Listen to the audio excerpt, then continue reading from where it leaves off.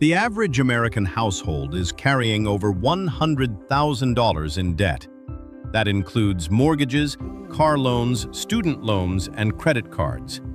And if you zoom in on just credit card debt, the average balance is hovering around $6,500 per person, at interest rates north of 20%. Here's the thing. Most people don't stay in debt because they're irresponsible. They stay in debt because nobody taught them the playbook for getting out. Today, we're going to fix that. This is how Americans are getting out of debt faster, using strategies that actually work.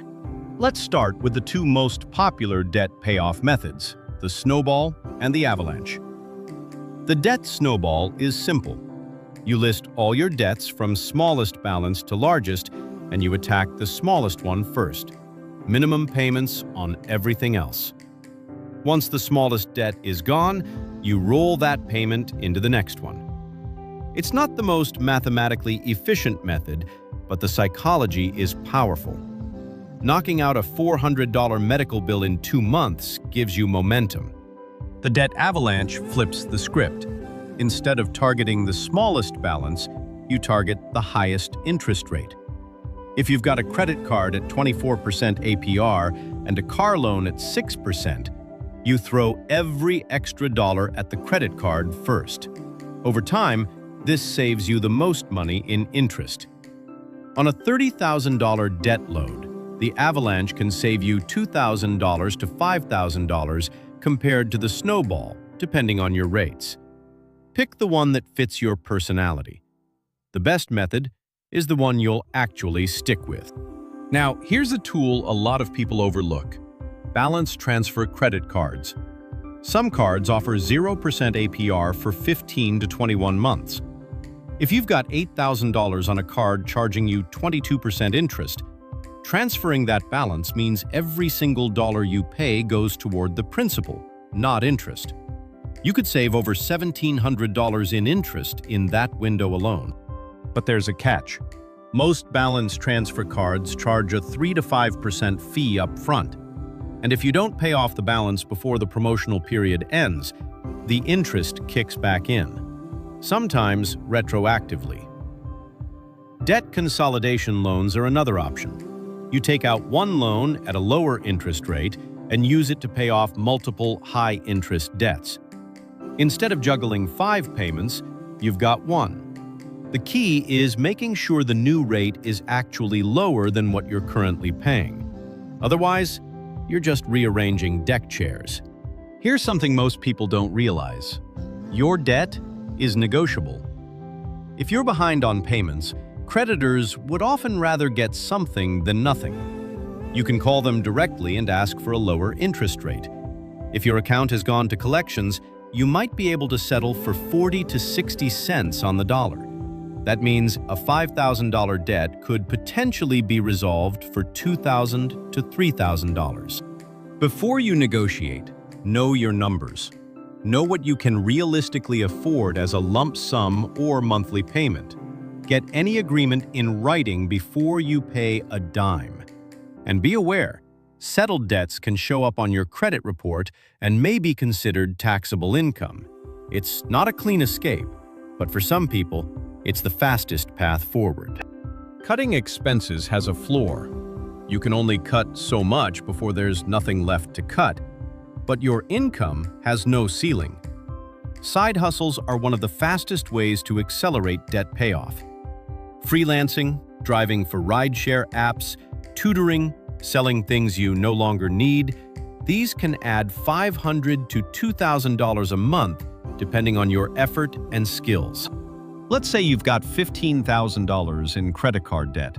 At minimum payments, you're looking at 15 to 20 years to pay that off.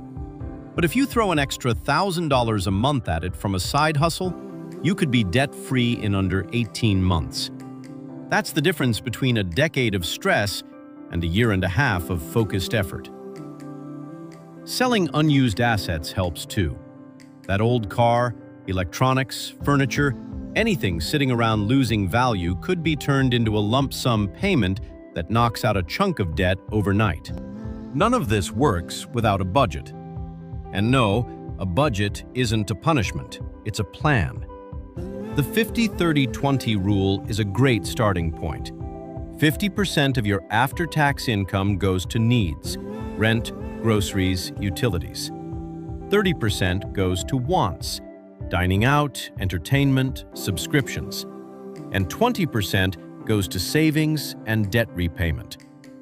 If you're serious about getting out of debt, you might flip that.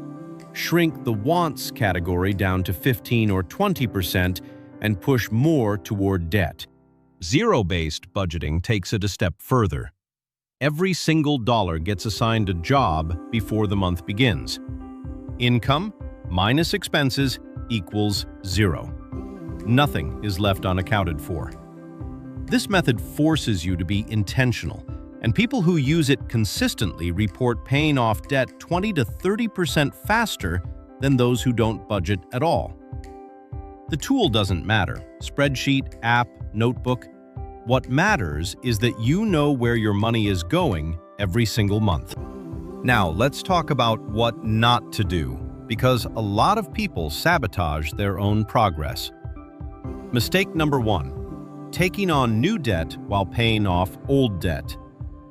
If you're aggressively paying down a credit card but financing a new TV on a store card, you're running on a treadmill.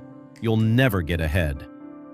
Mistake number 2: not having an emergency fund. Without even $500 to $1,000 set aside, one car repair or medical bill puts you right back into debt. Build a small buffer first, then go all in on payoff. Mistake number 3: trying to do it alone and in silence.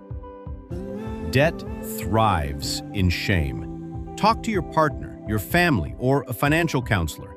Accountability changes everything. Here's the truth: getting out of debt isn't complicated. It's hard, but it's not complicated. Pick a method, make a budget, find extra income, and start. The best time to begin was years ago. The second best time is right now. You didn't get into debt overnight, and you won't get out of it overnight. But every payment you make is a step closer to financial freedom. And that freedom? It's worth every sacrifice. Start today. Your future self will thank you.